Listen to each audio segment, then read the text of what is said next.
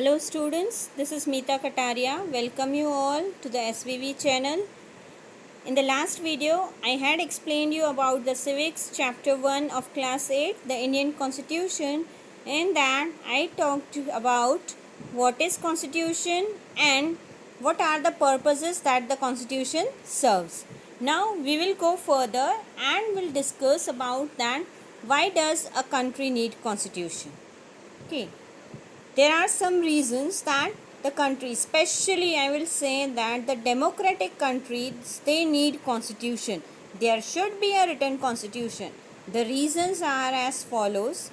The first reason is that the constitution lays out certain ideals that form the basis of the kind of country that we as a citizen aspire to live in. Now what do we mean by this? It is the constitution is this tells about what are the ideals, what kind of the country that the citizen want to live in. They want to live in a country where there is a lot of discrimination or the equality is provided to everyone. Whether the citizen want to live in the harmony even if there are a lot of diversities in the country, or there will be only one dominant group and the others will not be having the equal rights into the society. Okay, so it tells that what are the ideals on the basis of the country, how much power will be given to the people. Everything is mentioned into the constitution. The second reason is it tells about the fundamental nature of our society.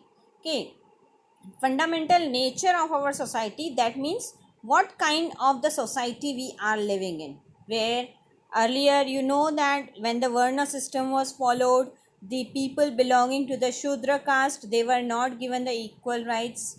When there were the Mughal Empire or the Islamic rulers were there, so there were a lot of discrimination with the Hindu and other religious people. So constitution, when it guarantees the equality, that means it tells that we are going to live in such a society that there is not going to be any kind of the discrimination. So this is what the constitution tells, that what will be the fundamental nature of our society.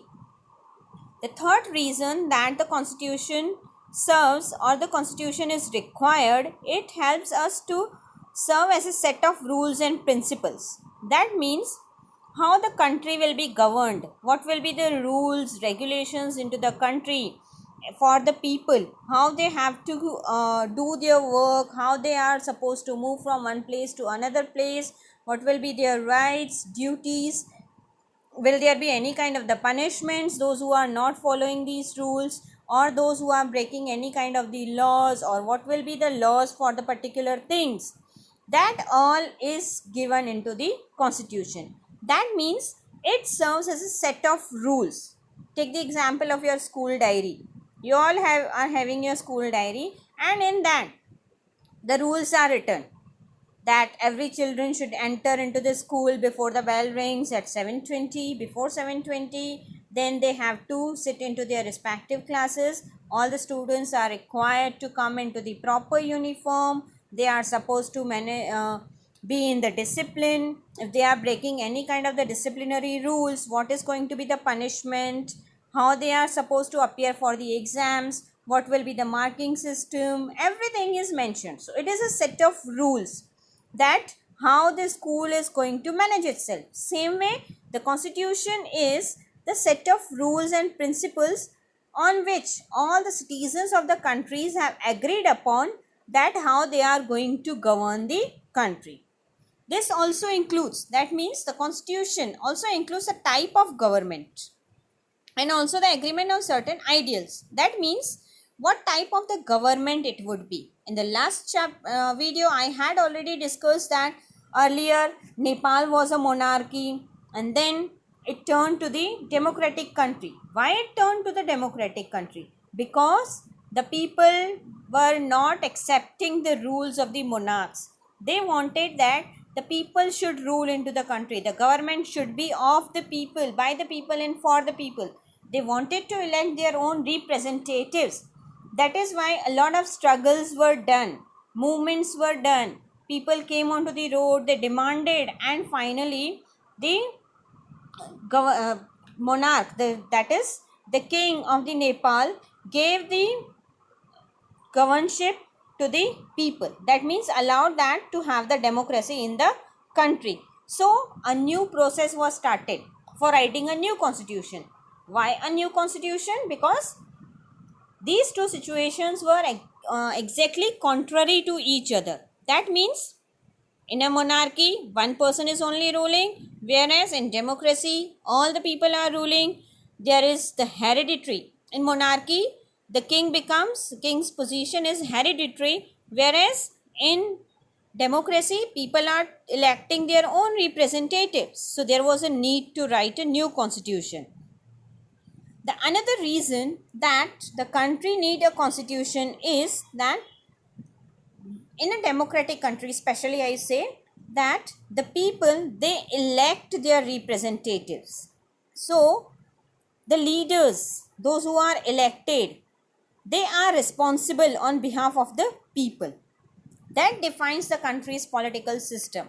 Already I said in the last video that there can be the multi-party system like India. People can form different parties and can stand for the election. Or there is a two-party system. Like in America, there are only two parties. One party is winning and the other is the opposition. Or in China, there is only one party system. So it tells then how the leaders are going to exercise their power and what kind of the political system would be there in the country. The another reason is that the constitution guards against the misuse of authority of the political leaders. For example, the political leaders are elected and then they can misuse their power. Let us take the example of a class monitor. Okay, a monitor is appointed by the teacher, and when the teacher is leaving the class, she asks the monitor to mind the class. Now monitor is having the authority in the class to look after the class, and he is not having good terms with the particular student. So when the teacher returns, even if that particular student is not talking or not creating any misbehavior in the classroom, he gives the name to the teacher that this person, this particular student was misbehaving in the class. Okay, and then for that reason, as the monitor has given the name, the student is punished. What does it show? It shows the misuse of the authority. The monitor was given the authority to mind the class, to look after the class, but what he did, he misused its power against a particular child. This way, even the political leaders can do this, but who is stopping them? It is our constitution that stops them from misusing. It has the guidelines that what will be the powers of the leaders, where they can exercise their power and when and against whom they can. Okay, so this way the constitution guards the people, the citizens, against the misuse of authority by any kind of the political leaders. The another reason, number 8, that a constitution plays an important function in a democracy, that a dominant group does not use its power against any one person or the other person or the organization which is less in number or less in power. For example, here again we will take, as we all are the students, so where we will take the example of the classroom only. Now it is the games period.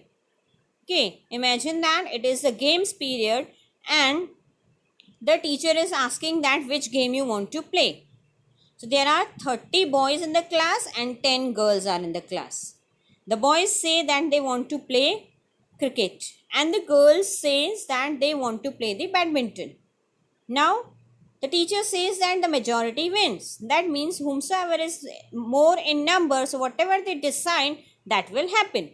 And it is happening in each and every games period. Whatever games the boys are saying they will play, that game is only played. Nobody is listening to the girls as they are less in the number. So what does it show? It shows the dominance of one group over the other. Okay, now here the constitution, it ensures that a dominant group does not play its authority or misuse its larger number over the other group. Equality is provided to everyone, and that is why the dominant groups cannot dominate one person or the other group which is smaller in size or any organization. Okay, and the last reason is that constitution guarantees the right to equality to all the citizens. That means according to especially the Indian constitution, it gives the equal rights to everyone. It says that everyone should be treated equally and nobody should be discriminated on the basis of religion, caste, gender, race, etc. Okay, so these are some of the reasons that why a country needs constitution: to govern the country properly, to decide about the ideals of the country, to tell about the political system of the country, to decide the nature of the society, and to guard the people against whom one can misuse the authority, one can misuse its power. So all these are some of the reasons why the country or the democratic country needs constitution. Here I sum up. Further we will watch in the next video rest of the chapter. I am Meeta Kataria signing out. Stay home, stay safe. Bye everyone.